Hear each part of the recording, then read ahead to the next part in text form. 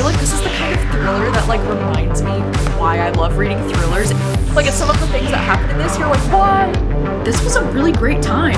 Hey friends, how's it going? Welcome back to my channel. My name is Gabby, and today we're going to be starting on a fun reading vlog where I'm going to be reading some thriller and some horror books that I've been really looking forward to. And I'm actually going to be participating in my friend Jan's readathon called Full Moon Readathon. You might know my friend Jan from Jan Agaton. She visited me during Summerween, and if not, I will have her channel linked down below. But Full Moon Readathon is a readathon that my friend Jan is hosting from the dates August 13th through the 20th, and I'm going to be attempting to knock out this entire readathon with 4 books. I mean, if you were wondering, she does have a bunch of different reading prompts for this readathon. You can see all of them here. And she has 8 reading prompts total. And so my idea was that I was going to find a book for 2 of the prompts for each character. Okay, so as you can see, there are 4 different characters that you have to like earn for this readathon. So the first one is the Grim Reaper. And so with each character, there are 2 reading prompts listed at the top. And then on the bottom, there's an activity that you can do. And so in order to get every single character, you have to complete 2 reading prompts. So I went ahead and looked for books on my TBR that could fit into both of those things. So for the Grim Reaper character, I have to read a book that can be used as a weapon, aka any book that's over like 400 pages, and then also a book that involves death. So I went to my bookshelves and I was trying to find a book that could fit into both of those things, and I ended up going with Too Old for This by Samantha Downing. I mean, okay, technically speaking, this copy that I have is only 381 pages, so it's not actually 400 plus pages. This is a book that involves death because we are following from the perspective of this old lady who's a retired serial killer. This is one of my most anticipated thrillers of this year because I have enjoyed a few books from Samantha Downing, and just the premise for this one sounds like it's going to be so much fun. The next character is the Spider, and this one is a book that's creepy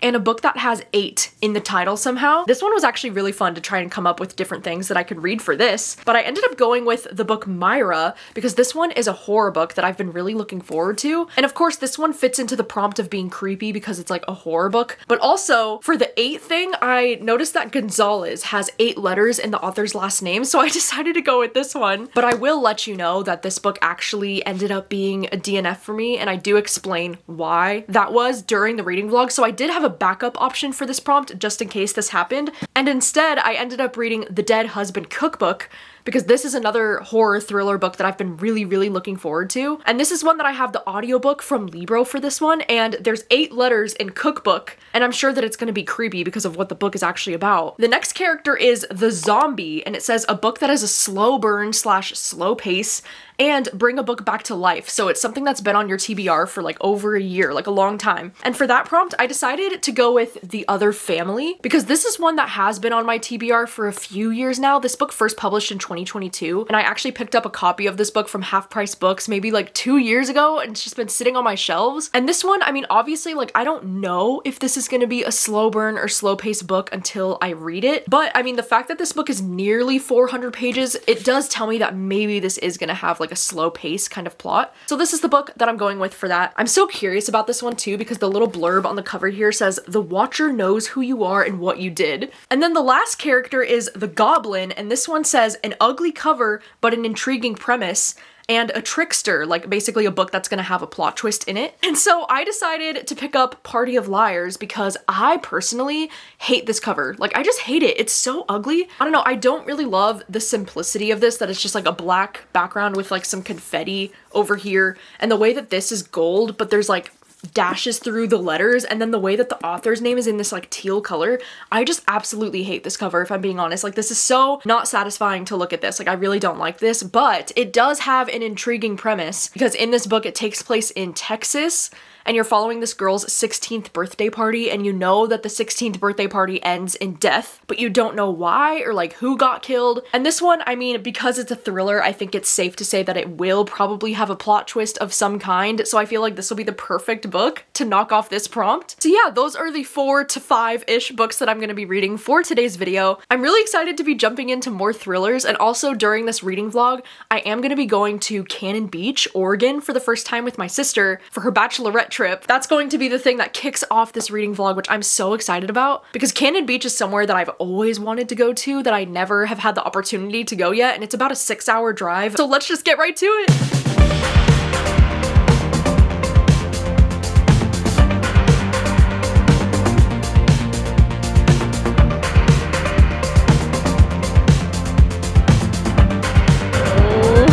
Oh my god.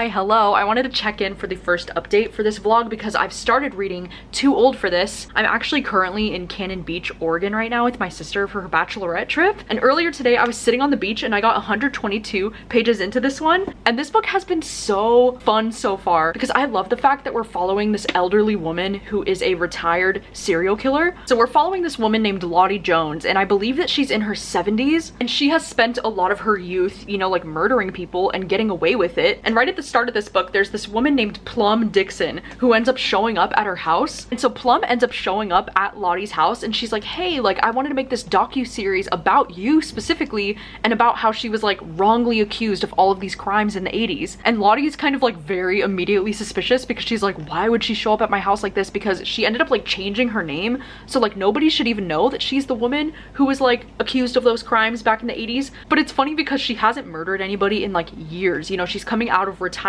from being a serial killer. So we kind of get to follow this character as she's like navigating, like trying to figure out like what to do about the situation and trying to cover her tracks. I think this story has been really fun for a few different reasons, but one is that this story is actually taking place in like Washington and Oregon. They've been talking a lot about Spokane, Washington. They've also been talking a lot about Seattle and Portland, Oregon, which is so cool, you know, because I am, you know, from Washington, but I'm also like in Oregon State right now. So the setting for this book has been very fun. But I also like, I really love reading from this protagonist who is a little bit older because she's just so charming and so funny. I mean, I know it's like weird to say that about somebody who's like a serial killer, but like her narrative is so hilarious. And it's been a long time since I've read from the point of view of a serial killer where I've like enjoyed it this much. Like it almost reminds me of like Joe Goldberg or like Dexter, but if they were like an elderly woman. Like it has that same kind of like humor to it. I also really like that there's this story with you know, Lottie has this son named Archie, and Archie's like a grown man now, but he's gonna be like marrying this girl who's like so young for him. And so she's kind of like judging her son a little bit, being like, ew, like what the fuck is his problem? And so I am really liking that dynamic so far, and I'm just loving Lottie's character. Like, I love that this book is told from her perspective because her perspective is just so unique and so fun. And I feel like even though I'm still early on in the story, there's already been a few surprising moments that I had to put little tabs into because there were things that happened in the plot that I wasn't expecting. And so I'm so excited that this one is going well so far. I mean, I don't even think that I'm like a third of the way through it because this one is a little bit longer, but I'm so glad that I'm having a fun time with it so far. Like if I had to rate this book right now, it would probably be like 4 or 5 stars. Like I'm having a blast. So I hope that the rest of the book ends up going in the same direction because I could really use a new favorite thriller right now. That would just be so amazing if I can find another thriller that I love because it's just so hard to find these days. But anyway, I'm gonna try to finish up this book tomorrow. We do have quite the journey home tomorrow. You know, as I said, it's probably gonna be about a 6-hour drive home.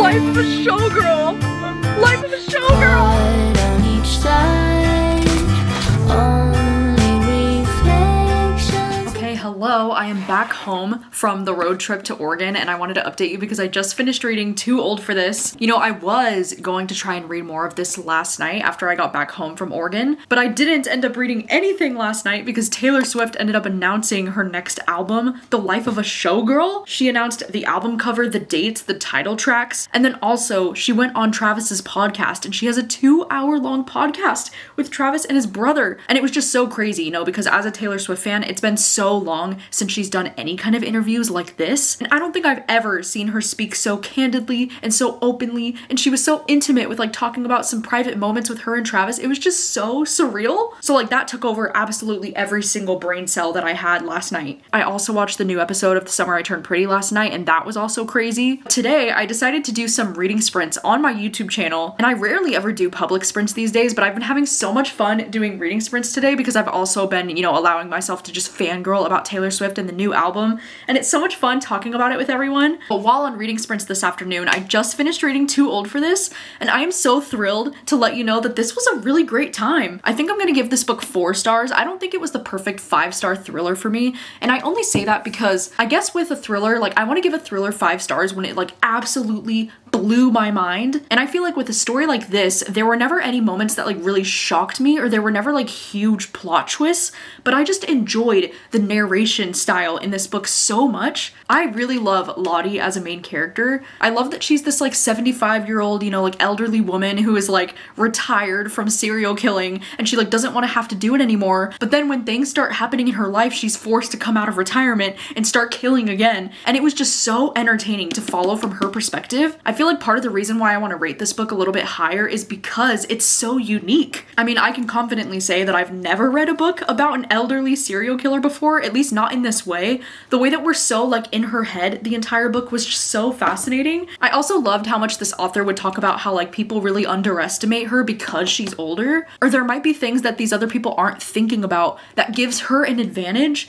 because people could never believe that she would be able to do something like that. It actually did remind me, like if I had to pick a certain book that reminded me of the vibes, it would be The Butcher by Jennifer Hillier, because like Too Old for This, this book also follows from the perspective of a serial killer. And this one also takes place in Seattle, you know, because something cool about Too Old for This is that it's mostly taking place in Oregon, which was really cool, you know, because I started reading this while I was in Oregon. And so because it takes place in the Pacific Northwest, I thought that was really fun. And this one also takes place in the Pacific Northwest in Seattle. And in this story, The Butcher, it says 30 years ago, Police Chief Edward hunted down and killed the most notorious serial killer in Seattle's history called the Beacon Hill Butcher. And it says now he's 80 years old and retired. Edward is giving up his house to his grandson. So the reason why I feel like these books are similar is because right at the start of this book, you know the identity of the butcher. And so the story's not exactly about like who is doing all of the killings, because you actually do follow from the perspective of the killer in both of these books. So it's not necessarily like a plot twisty type of thriller, but it is really fun to follow from the perspective of a character like this and to kind of like see what they get up to and see the difficult situations that they get put into. I will say that I did enjoy The Butcher more than this one, because I'm pretty sure that I gave The Butcher 5 stars a few years ago when I read it. There was just something about this book, oh my god, it was so readable. And I definitely had a really great time with this one as well. I think the only reason why this one isn't a 5-star from me is because I just wanted a little bit more like shocking moments in this one. Like I wanted there to be a plot twist that I didn't see coming. But I also think some aspects of the ending, I feel like you have to like suspend your disbelief just a little bit to like really buy into that. But I also really loved the last chapter of this book. Oh my god, I thought the last chapter was so good, especially like the final line of the book. I was like, oh my god, hilarious. Like I loved that. You know, I realized too that I've read every single book that Samantha Downing has come out with so far. This is her 5th novel. I've read all of them, and I think that this is actually one of her best. I still think My Lovely Wife is my favorite from this author, and in a lot of ways this one actually did remind me a lot of My Lovely Wife, because you're also following from the perspective of a serial killer in that book too. So I think this is something that Samantha Downing does very well, is writing from the perspective of a serial killer. Like it's just so much fun. But I do think this is probably my 2nd favorite book from Samantha Downing, so like that's really cool, especially because her most recent release that we actually had as a booktube pick, I think it was called A Twisted Love Story. Like that one really didn't work for me. Like I gave that book 1 star. So now for her to come back with a 4-star book, like that is very exciting. And I was just talking about this on sprints today, but like I haven't been having the most success with thrillers recently, so it feels so good to finally have another 4-star thriller that I can highly recommend. I think next I'm going to get started on Myra. I think I want to read this one next because I am in such a horror mood.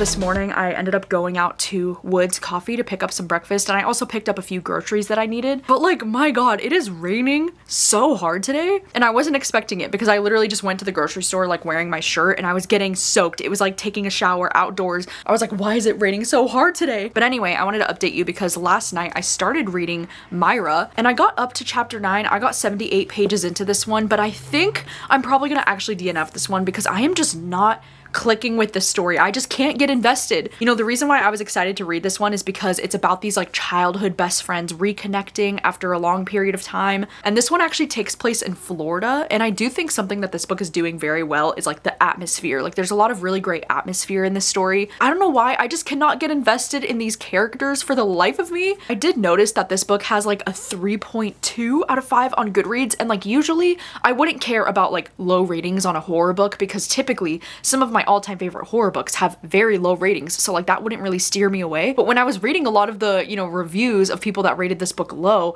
I was already really agreeing with a lot of the things that they were saying because so much of this book is about these two girls and their friendship, but it's actually in a way where like it's very boring because there's so many flashback scenes. Almost every single chapter there's been a flashback scene to like their youth and just kind of talking about them growing up and like the way that their relationship has changed over the years. And I'm just like, okay, well, where is the horror? Like I've heard from so many people that have read this that it's really not horror and that this is getting mismarketed as horror because nothing that horrific has been happening. And it's like, it does have this like eeriness with the atmosphere, with like the Florida swampiness, with like the vibes. It's definitely got that going for it. But I also heard that the ending gets even more like confusing, like fever dream type of writing. And I just don't think that that's like what I'm in the mood for. And especially since I'm already not clicking with these characters, like I just really don't see myself enjoying this one very much. So I think for now I'm going to set this one aside. I decided instead to pick up The Dead Husband Cookbook. And this is one that I was able to get the audiobook downloaded from Libro, and I literally only listened to 5% of this audiobook. Like I am barely just starting to get into it,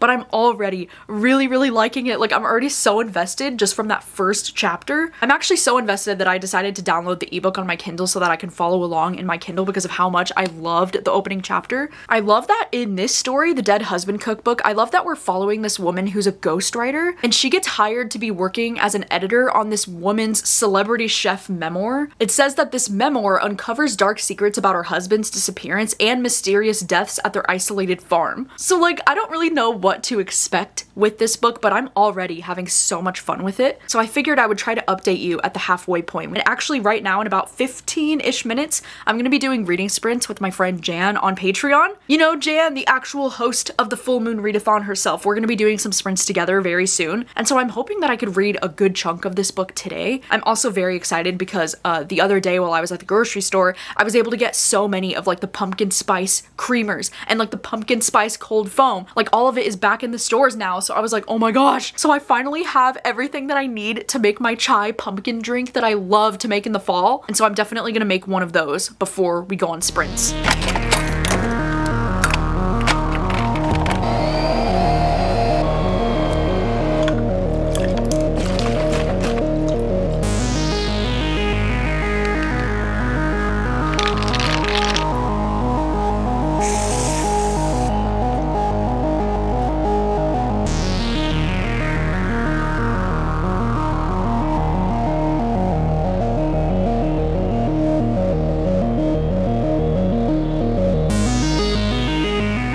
Hello, I thought I would give an update because I am now at the 42% mark of The Dead Husband Cookbook. And so far this story is going well, even though I do think it is a bit of a slow burn. I mean, like I was saying earlier, we're following this woman named Thea, and they basically hire her as an editor for this woman named Maria. So this woman Maria is known for her famous cookbooks. She has some of the most iconic cookbooks and everybody's very familiar with her, like she's quite the big celebrity. And now she's gonna be writing her first ever memoir that's gonna be like a tell-all of everything that happened because her husband, Damien, this guy, he committed suicide in the summer of 1996, but everybody always speculated that like something more serious had happened there, and they think that Maria killed her own husband. And so there's always been these jokes about like how her meatballs like have bits of her husband in them, and like there's always been these jokes of like cannibalism about this woman. And so it's kind of a big deal that she's gonna be like writing this tell-all memoir, and she specifically wants this woman Thea to be the one to like edit and help her ghostwrite this memoir. her. And so part of this book is kind of a mystery of like trying to figure out like why specifically she wants her.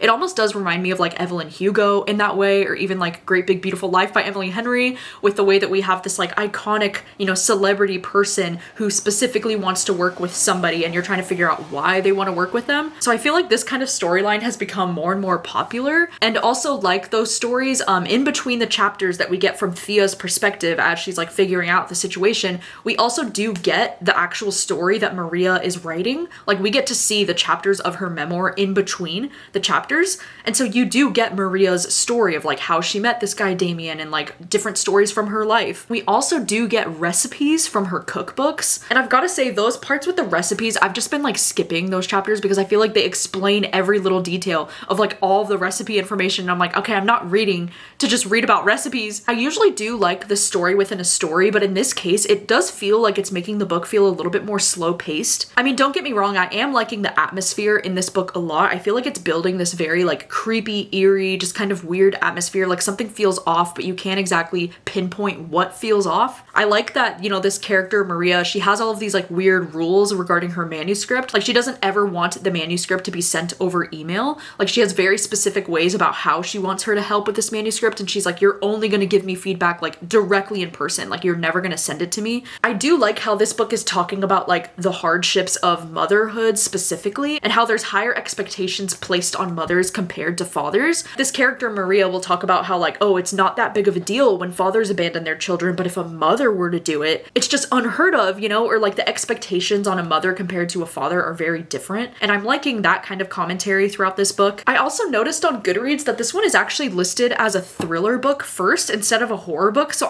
I am a little bit confused genre-wise, like what it's going to end up feeling like. Because in my opinion, this cover just screams horror to me. Like I really thought that this was going to be more of a horror book, but as I'm reading it, it does kind of feel a little bit more like a thriller because there is some mystery to the story. You're trying to figure out like what's actually happened in Maria's past and like learning more about her as a character. I feel like this book could be a solid like 4 stars, maybe a 3-star. Like it feels like in that territory for me right now. I do really like the writing in this, but I also do think it's a little bit slow paced. Like I'm just kind of waiting for things to pick up. I don't really have a preference either at this point for either like Thea's perspective or getting, you know, like this woman Maria's chapters from her memoir. Like I do like both and I like that we're going back and forth between both. But anyway, I'm gonna try to finish up this book today. It's already like 3 o'clock in the afternoon and I'm not even halfway through. I mean, this audiobook is like 13 hours long. Like it is such a long audiobook. I think for dinner, I'm probably gonna make like my taco beef bowls that I always make. They're like my go-to comfort dinner. So I think I'm gonna have that tonight.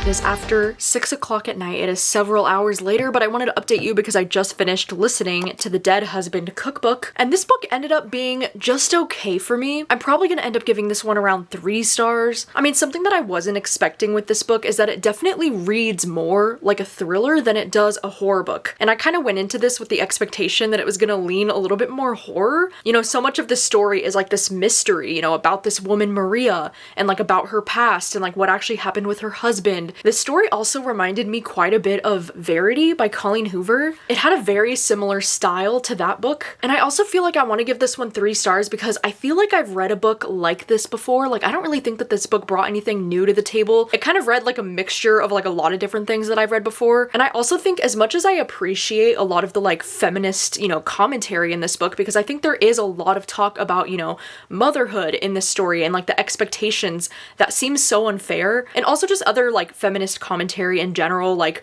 working in an office as a woman compared to a man and like all of that stuff. But for me, even the commentary was like a little bit too on the nose at times. Like it kept explaining the commentary to me over and over and over again. And I was like, I just appreciate when commentary is like a little bit more subtle. This just felt like really in your face with a lot of the commentary. But I did love in this book, like there are so many vivid descriptions of like food and animal blood and like all of these like musky smells. Like it definitely was the kind of writing where like it it triggers all of your senses and you can really like feel like you're there. So I thought the writing style itself was really good and really engaging, even though I do think this book was so slow paced at times that I was getting so bored. I know earlier that I said I didn't really have a preference between one of the chapters, but towards the end of the book, I was really getting bored with Maria's chapters, especially like the chapters that were reading from her memoir. I just found them to get so repetitive and so annoying the way that it was written. I feel like her chapters especially, they felt so wordy and just like very overwritten. Like I would find myself skimming to the end of the chapters because that's when the information gets revealed that like you need to know. Because like otherwise it's just a bunch of details about like her life and like things that I don't care about. The reason why I want to give this book 3 stars as opposed to like an even lower rating is because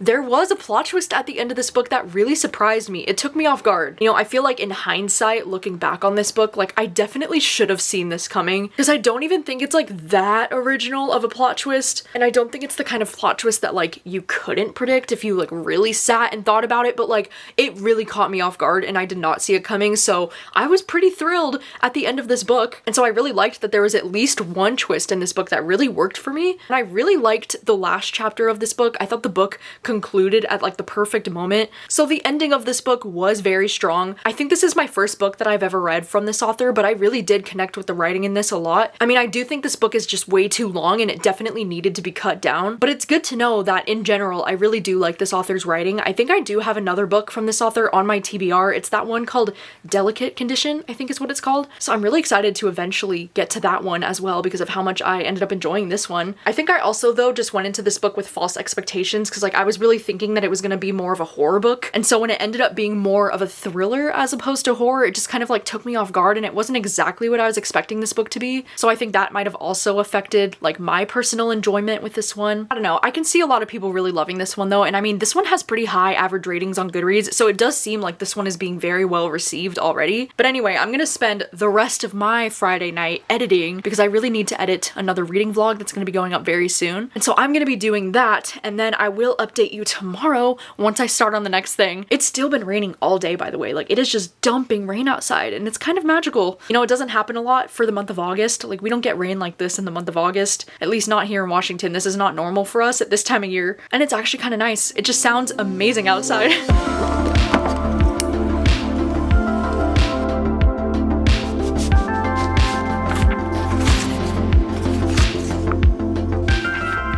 Been laying in bed reading Party of Liars. I decided to put some ambiance on my TV and I lit a few candles in here and I'm just having the coziest Saturday morning. It was still looking a little bit rainy outside this morning, but now it looks like it's starting to clear up. It's been really windy today. I am so happy to let you know that I am loving this book so far. I'm 150 pages in and I'm only reading this one physically with my eyeballs and I am absolutely flying through this book today. I feel like this is the kind of thriller that like reminds me why I love reading thrillers. It feels very messy and very chaotic. So in this thriller, we are following a handful of characters. The main characters though that we're following is this young girl named Sophie who's turning 16 years old. And the story is kind of revolving around her 16th birthday party that her dad is throwing. So the main protagonist that we're following in this story is this woman named Danny, and she is the new wife to this guy Ethan, and he's the one that's going to be throwing this party for his daughter Sophie. Ethan and Danny have recently been married and they just had a baby daughter together named Charlotte, but a lot of people are gossiping about them in the town because Ethan is like a lot older than Danny and Danny's actually only 5 years older than his 16-year-old daughter Sophie. So there's definitely a little bit of controversy there, but what I like about this story is that you're getting so many different perspectives because Danny is like the main perspective that you're getting and like she's Ethan's, you know, new wife.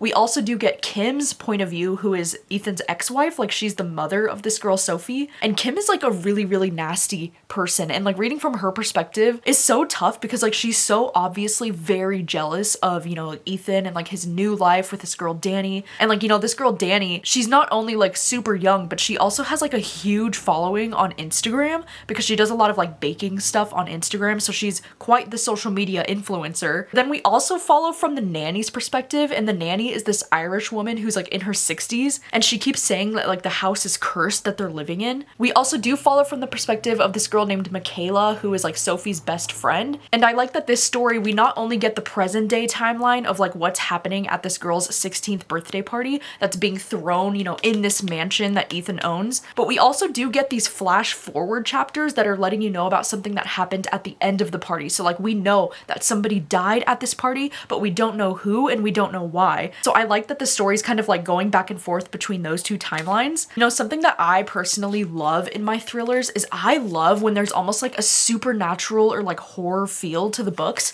And I think this one is doing a really great job with that, because the very first chapter that you read in this book is talking about how the house has always belonged to the mother, and they do the mother in like italics. And it's really creepy actually, because you know, this woman Kim, who is like Ethan's ex-wife, like she actually helped him like renovate this home that now him and Danny are living in. But she talks about how like when she was living there, she always got this like weird feeling and there was like a weird energy in the house, and she was always seeing this like woman in white. And then now Danny is kind of experiencing the same things, and Ethan is just saying that she's like crazy. He's asking her to go to like her psychiatrist, like he thinks that there's something wrong with her, and she's so convinced that she's seeing this woman in white. And like some of the girls at the party, like they're spreading rumors and they're saying that they call her the mother. And this story was basically about a mother who like lost her baby, like her baby died, and then the mother ended up like throwing herself off the edge of the balcony. And so people say that they still see her on late nights. And so there's this like creepy story about this mother, and I am loving the atmosphere of like the weirdness of that situation, because you know, like I said, I love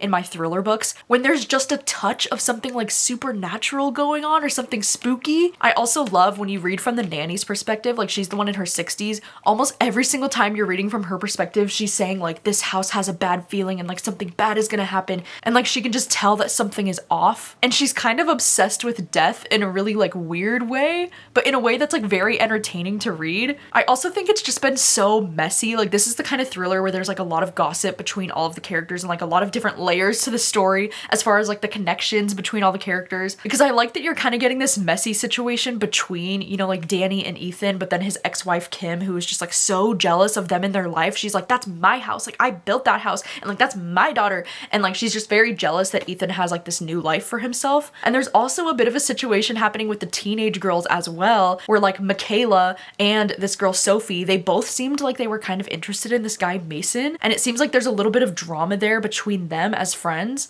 I love that one of the women in this book, like Ethan's best friend, his wife was actually a former Dallas Cowboys cheerleader, you know, because all of this book takes place in Texas. And it's also funny because there's one of the teenage girls is actually named Gabby that's friends with Sophie in this book, and she also wants to be a Dallas Cowboys cheerleader. It's so funny because I never see characters named Gabby in books, like almost ever. And so it's really fun to actually see one of the teenage girls is named Gabby in this book, and she's kind of a bitch. Like she's definitely a mean girl, but it's just been very entertaining to read. Like I actually like every single perspective that we're getting in this book. I love that the chapters are really short and the story just feels like it's absolutely flying, like the pacing is flying. I know I actually heard from some people that they were saying that this book was actually really boring, and I would so strongly disagree.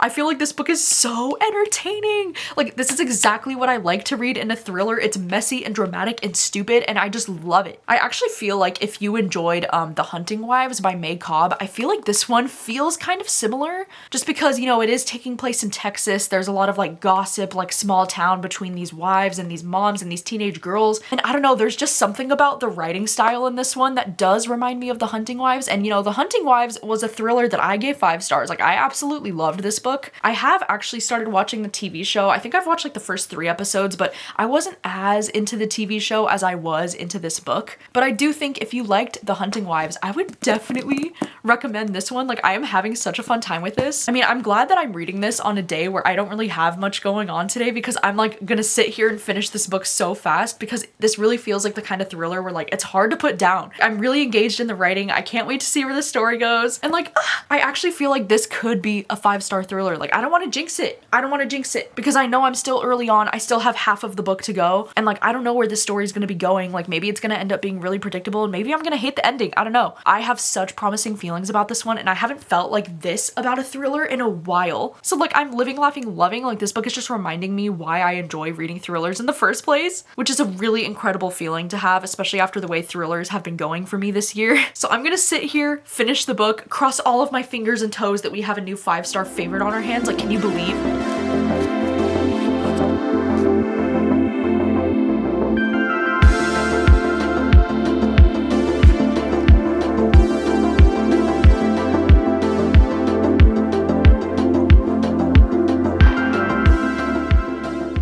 hello, it's almost 4 o'clock in the afternoon. It is so many hours later, but I wanted to update you because I've finished reading Party of Liars. You know, I've been using that Forest app again to help me concentrate, and it's been working for me so much recently. I mean, this is not sponsored, obviously, but Forest is a really great app because basically the idea is that every time you set the timer, you plant a little tree and then you get coins so that you can buy different trees to plant. And it's basically supposed to help you focus because it prevents you from picking up your phone while you're, reading or like being productive or doing things. I love this Forest app. You know, my friend Jan, who is hosting this full moon readathon, she does a lot of reading vlogs that are related to the Forest app and like productivity. So I feel like Jan's been inspiring me a lot to like use this app again. And it's so great because I was able to focus for 4 hours today and I was able to finish reading this book within those 4 hours. And I really enjoyed my time reading this book today. I'm so surprised. I was actually looking in the back and I realized that Party of Liars is actually a debut from this author. And that makes me really excited because I ended up loving this so much and I found a new thriller author that like I really vibe with her writing style. I really stand by what I said earlier about how like if you liked The Hunting Wives or like that type of messy kind of thriller,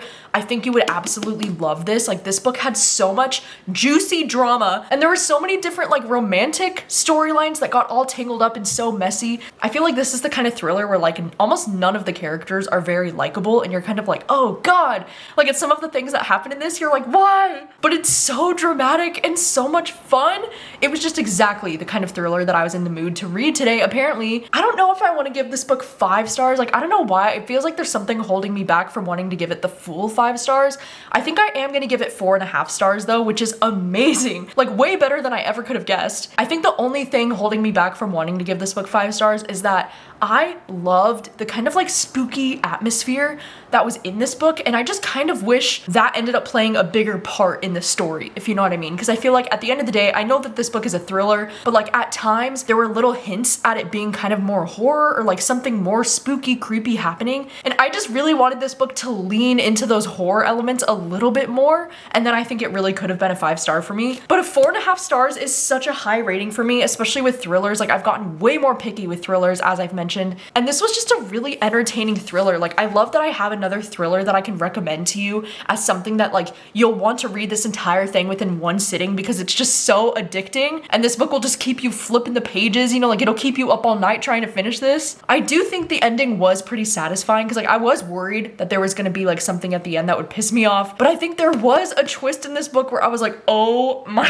god. I definitely did not see that coming. So this book definitely got me because I did make a prediction about halfway through about what I thought was going on or what I thought was going to happen at the end. And I ended up being wrong. So like I love that for myself. And it's so crazy to me that I chose to read this book for this video because I absolutely hate this cover. Like this is one of my least favorite book covers of all time. Like what are we doing? And the fact that this is a book that I ended up loving and now it's going to stay on my bookshelves forever. Like that's hilarious. So yeah, this was a messy thriller. I had the best time reading this today. I'm so glad that I have a new favorite thriller. Like that feels really incredible. And yeah, I think tonight I might actually take a quick walk to the library because now the sun is coming out and it actually looks really nice out right now. It's only about 4 o'clock. And then I think after I get home from going to the library, I think I need to make a chicken dinner tonight. This chicken that I got at the store, I've never tried to cook with chicken like this before, but I got the kind of chicken that like already comes in the bag with like the marinated stuff, and it's a lemon peppercorn chicken. I think it looks so good.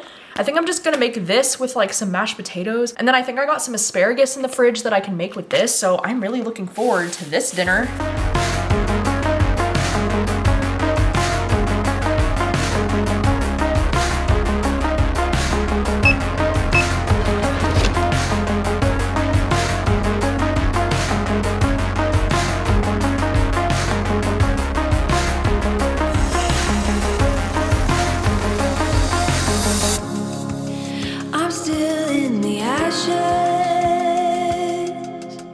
The next morning, but I wanted to update you because I've started reading The Other Family this morning. I am now 104 pages into this one, and so far this one is actually going pretty well. I was surprised this morning because I opened Goodreads to like mark this book as currently reading, and I saw on Goodreads that this book has a 3.4 out of 5 on Goodreads, and I was like, oh wow, oh god, like why was that so low? And so I am a little nervous for like whatever direction we might be heading in because I'm like, there's gotta be a reason why the ratings are that low, right? But so far I am actually really having a fun time with this. I like that we're following following this character named Nora, and we're following her family who's moving from Los Angeles to New York City.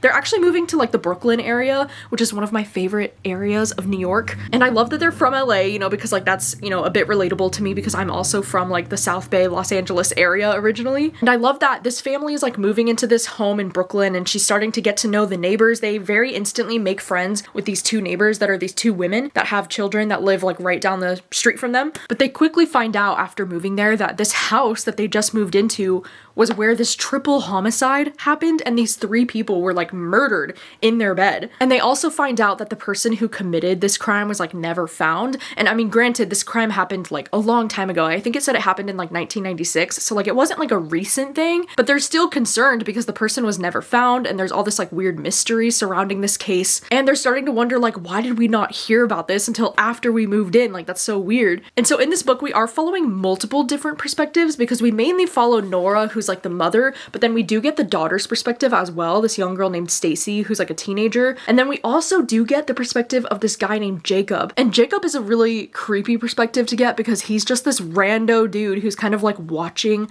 the house, because I guess he was with this young girl named Anna, and I think that she was the one who got murdered in the house. At least I think that's what's happening in his perspective. I don't know, his perspective is confusing me a little bit because he keeps saying that he thinks that he's seeing this girl Anna, like the girl that he was dating that like died. But in reality, he's actually seeing like one of the teenage daughters that just moved into the house, and he's like, how is this possible? Like Anna was in college when she died and this girl's in high school, but she looks just like her. So I'm like, okay, are we talking like a doppelganger situation? Like, is this like an Elena Catherine type of situation where like she looks exactly like the girl who died? And if so, that's very strange, and I'm really into that. Like, what do you mean doppelgangers? I hope it's a doppelganger thing because that would be really cool. And so he's kind of freaking out because he thinks the girl looks exactly like the girl that got murdered there, and I'm loving that aspect. And I guess he would be considered like the watcher, like he is the one that's like watching their home. I will say though, getting Stacy's perspective in this book, like it is a little bit annoying just because she's very like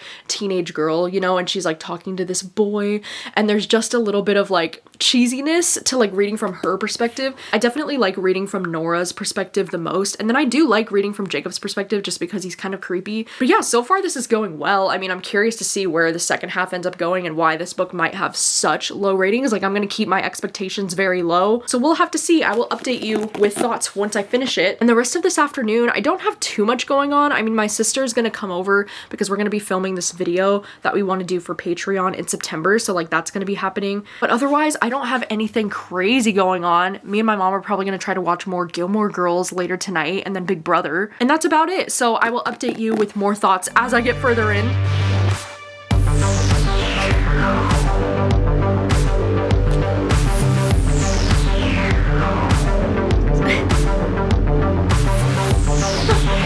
Okay, hello, it is after 3:30 in the afternoon. I just finished filming a really fun video with Rachel that's going to be going up on Patreon in September, but I wanted to update you because this afternoon I was able to finish listening to The Other Family, and I am so disappointed with this book. I think it definitely ended up taking a turn, at least in how I was feeling about it, because, you know, like I said, I liked the first, 100-ish pages of this book. I liked the atmosphere that it was building, because I liked how this story kind of had this like almost like a spooky vibe to it, where like these characters felt like they were being watched. They kept seeing a man in the shadows and like a man with binoculars, and like it really felt like somebody was watching them, and I love that kind of vibe in a thriller. And I also loved how it was kind of this creepy thing of like, is their house haunted because of all the murders that happened here? I don't know, there was really good atmosphere in the beginning. Then I feel like the second half of this book just really lost my interest so quickly, because something that I didn't like about the second half is that the chapters ended up getting so much longer. I just noticed that as the story went on, the chapters got longer and longer, which is such a pet peeve of mine when you're reading a thriller book, because I thought the pacing in the first half was actually really fast-paced, but then later on in the book, oh my god, it dragged so hard. I also think, reading from Stacy's point of view at times, like she's the young one that's like the teenage girl, I feel like reading from her perspective ended up getting really annoying and really repetitive, actually. And not even just because of her as a character. Like, I had no issues with her character, but it was the way that she was so obsessed with this teenage boy who was just like such a walking red flag. Like, everything about this teenage boy is a red flag, and I just hate the way that she ignores every single red flag. I mean, yes, maybe it's realistic for a teenage girl to like be that naive and to just like buy into anything that this boy says, but I don't know, reading this as an adult, it was just frustrating. It was pissing me me off. I also feel like as far as the spooky atmosphere goes in the first half, it was really fun for me, but then it ended up losing a lot of that in the second half, and I feel like that kind of story never ended up going anywhere interesting. And then the ending of this book, dude, what the actual fuck? I mean, okay, this book is almost 370 pages, so I don't think there is any reason why this book needed to end so abruptly. It's like we get a plot twist at the very end, and then the author's just like, well, book is over, and you're like, wait, what? Like, I could have read another like 10 to 15 pages to wrap up what just got revealed at the end of this book. It is truly such a half-assed ending in my opinion. Like, it's not even an ambiguous ending. It's just like the author decided to like put the pen down when things were just picking up. It's just so frustrating to me to read a thriller that is a little bit on the lengthier side because it's almost 400 pages and yet the payoff is not satisfying at all. Like, the ending was so anticlimactic. Like, I needed so much more from that ending. So that really does suck because I was having fun at the beginning, and I love this cover, by the way. Oh my god, this cover is stunning. It is one of my favorite thriller covers, but you know, unfortunately, the story itself did not live up to any kind of expectations for me, and I'm probably gonna end up giving this around 2 stars. Now I definitely understand the low ratings on Goodreads. I totally get it. Thank you to my friend Jan for hosting a very fun round of the full moon readathon. I'm really glad that I got to participate. You'll have to let me know if you've read any of these books that I read in this video. What are your thoughts on them? I would also love to know if you did end up participating in the full moon readathon. I would love to know what books you ended up reading and if you found any new favorites. I mean, I am so shocked that I ended up loving Party of Liars as much as I did. Like, that was the most unexpected surprise. So at least I had that in this vlog. I think that was amazing. But thank you so much for watching as always, and I will see you very soon with another video. Bye!